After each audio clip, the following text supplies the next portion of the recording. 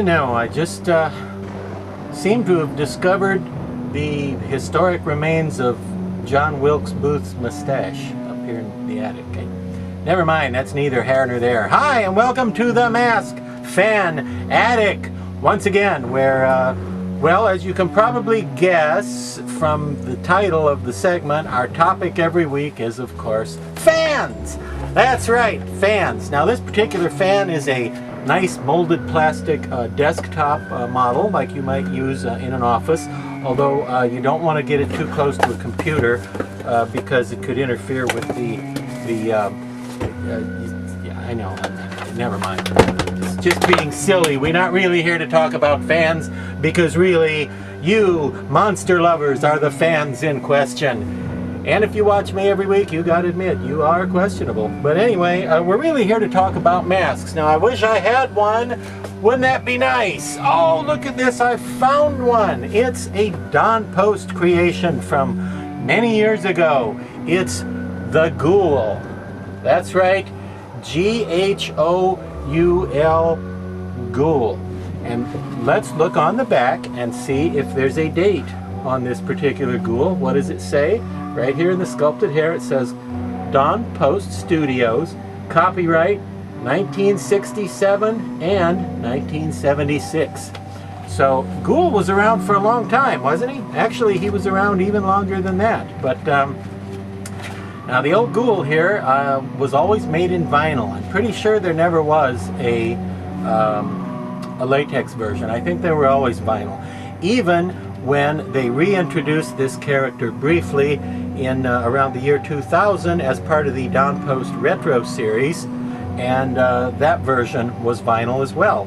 However, it had the other paint scheme, or color scheme I should say, since it wasn't so much paint as it was contingent upon the color of the vinyl in which the molding was done. Now, when I was a kid, the one I had looked just like this. It was flesh tone with black painted on hair, or maybe very, very dark brown, painted on hair and eyebrows, and that one bad eye was white with a dark dot in the center, and some red on the warts, and there you have it. But another version that you saw just as often, or I saw just as often anyway, was the same character in a greenish blue, kind of a turquoisey color, with the sculpted hair and eyebrows painted white. Same character, but two different color schemes there. One for every room in the house, if you only have 2 rooms in your house. I forget I said that. We'll fix that in the editing. Yeah, I know. But the Ghoul here, available in the old days for a long time, always vinyl, and now back in my haunted house days, again when I was young and dinosaurs roamed the earth, I used to refer to this guy, and my friends also referred to him, as Poe. Like P-O-E, like Edgar Allan Poe. Not because he looks like Edgar Allan Poe, because he really doesn't, but because this mask back then reminded me of the guy in the Poe story, Telltale Heart. Remember that? It's a story where the narrator has killed an old man who has one creepy eye. And the old man wasn't particularly evil or anything. The narrator is just crazy and kills the man because the eye creeps him out. For those of you who haven't read that story, and I'm assuming now that reading is kind of a thing of the past, you're probably like, Edgar Allan who? What's he talking about? Yeah, but for those of you who may have read that story a million years ago when people could still read, you may see what I'm talking about, huh? So he was called Poe because the mask's name was just Ghoul, and well, that's not very descriptive, and there were tons of other masks also called Ghoul from various manufacturers. So when we had haunted houses and things when I was young, we came to the point where we'd say, that old man from Poe, the Poe guy, the guy from Poe, Poe, and then we just called him Poe for some reason, the Poe thing, I don't know. But cool mask, I think, and oddly enough, because this isn't a particularly bizarre and imaginative design, it's not like some weird freaky monster, it's really just an old man with one bad eye, and some wrinkles and some maybe more warts than the typical old man would have, one would hope. But in spite of it not being especially weird, it's been ripped off numerous times over the years. One example, Travelers, a company that ripped off tons of Don Post designs back in the day. They had a version of the Ghoul.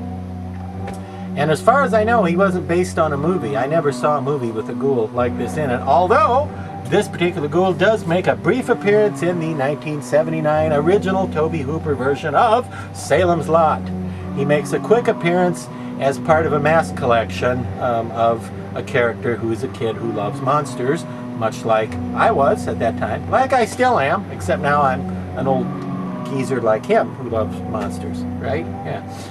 But the one in Salem's Lot had the mouth a little different here because it had these little sharp spiky teeth in there. And for a short time they made some with little sharp spiky teeth in there, which made him that much more monstrous. I guess if you didn't just want to look like a creepy old man, you wanted something a little more ghoulish, briefly you could get that version with the little pointy teeth. But another ripoff, in addition to Travelers, I'm all over the place with this narration. I hope you guys can follow me here. You follow me up to the attic, so you're halfway home, depending on where you live. What color was it? Oh, yes. Another version of the Ghoul from Don Post that was clearly a knockoff was from Ogawa Studios and came along much later. I believe it was introduced in 2010 or 2009, 2010, somewhere in there. And here's that version. Okay, now if you look closely at the two, okay, the Ghoul here has a wart on the left side of his chin, whereas this mask from Ogawa Studios, which is called Old Zombie, not called Ghoul, it's called Old Zombie.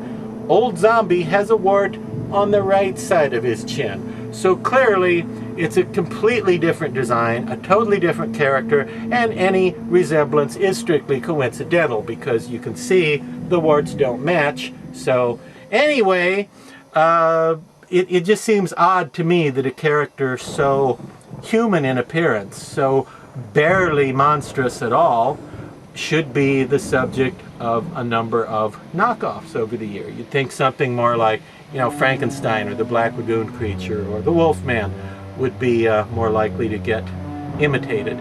But people have liked this guy so much, they have imitated him. And the Old Zombie was still available as of this video shoot here, but you might have a hard time finding one. Check Feebay and so forth. But Ogawa Studios, of course, in Japan, and their products are not well distributed here in the States. But if you want to look for one, heck, you could even paint it, repaint it to look like this. So instead of this yellow look, you could make it look like the Don Post one, or you could repaint it the greenish blue with the white hair to look like the other Don Post version and the Travelers ripoff, which, by the way, had red lipstick, if I remember correctly, in addition to the blue-green and the white painted. Anyway, one final word this evening.